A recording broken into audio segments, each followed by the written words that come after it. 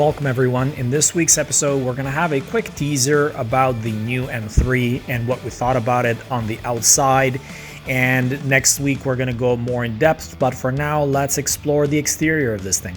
The G80 M3. Let's not talk about the front end for now. I think overall the car looks very aggressive, especially the competition package. It has a lot of grills. It's got little air vents here for the brakes. It's got these huge ducts that lead to the coolers down below.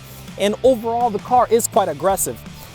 I'm not a huge fan of the hood. It reminds me of a car that I don't want to mention, but it's lost the dome. I thought that was a standard feature of any M3 through generations, and I'm kind of upset that they lost it. I used to have an E46 M3, and having the little power dome there was a really nice feature. Moving through the sides, I think this is a very aggressive looking vehicle, but I think the fitment of the wheels is kind of odd because they feel a little tucked in. I wish they were a little bit beefier, a little bit more aggressive.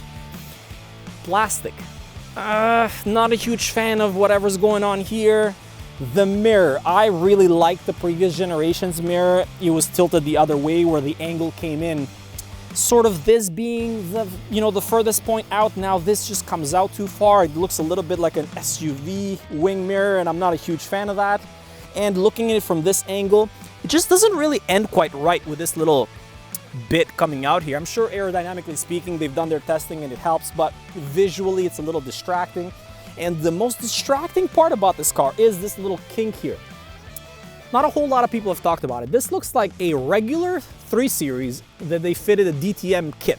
It looks like an aftermarket panel, this whole section. Not that it looks bad, it doesn't really end quite right here. It just doesn't look like it's factory. And that's odd because BMW is really known for having really nice hips.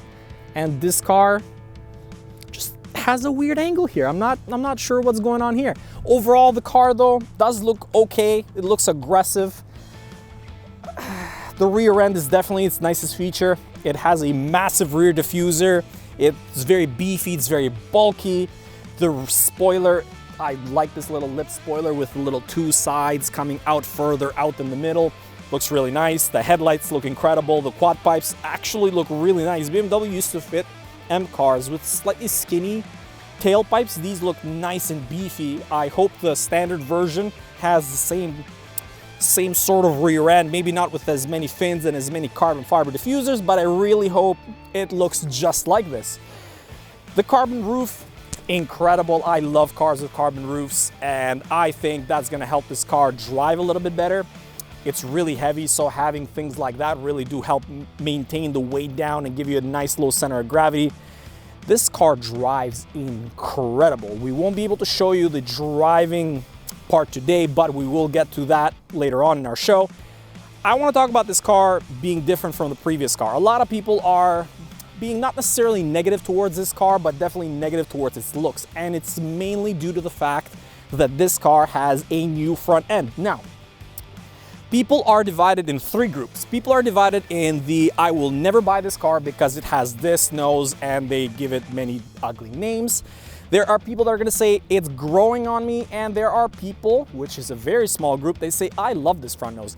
I particularly don't care for this front nose. I don't think it's growing on me. I think I like it more in person than I did in photos and videos. I think in person it has a better ratio. It looks a little smaller with the rest of the car, and definitely having a car that's black hides the grille a lot, which makes it acceptable. And I think it looks okay, and I think it shouldn't be a deterrent because the rest of the front end is so aggressive and actually good looking that you can forgive the grille. Now, any car that looks good in certain colors but doesn't look good in other colors isn't necessarily a good looking car. So this car in a color where the grille stands out, it just doesn't look all that good. Overall, the feeling this car gives me, it gives me the feeling that it's an M car. It has the right flares everywhere. It has the right arches. With some suspension trickery, I think the wheels could have been pushed out further a little bit more. I like how the rear looks more than the front. I feel like the front is too tucked in, but that's not really a major issue. The BMW laser headlights look really nice. I think BMW's done a really nice job recently with all of their headlights. And I just get the sense that this is an M car. It has enough carbon, especially it being a competition package.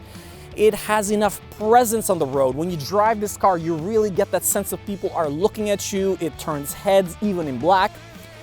But I just wanted a little bit more. I wanted things not to be controversial. I wanted the car to have the power dome. I don't really care so much about the front end of this car, rather than the fact that it doesn't have the little bulge on the hood. And even though it does look weird, that kink, I actually do like the fact that it looks like a wide body flare. Thank you for watching this week's teaser. We're going to continue to drive the new BMW M3 this week to get a deeper understanding of its features and how it drives. So far, we're huge fans of its drivability, and we can't wait to share that with you. As usual, please don't forget to like and subscribe, and have yourselves a wonderful day.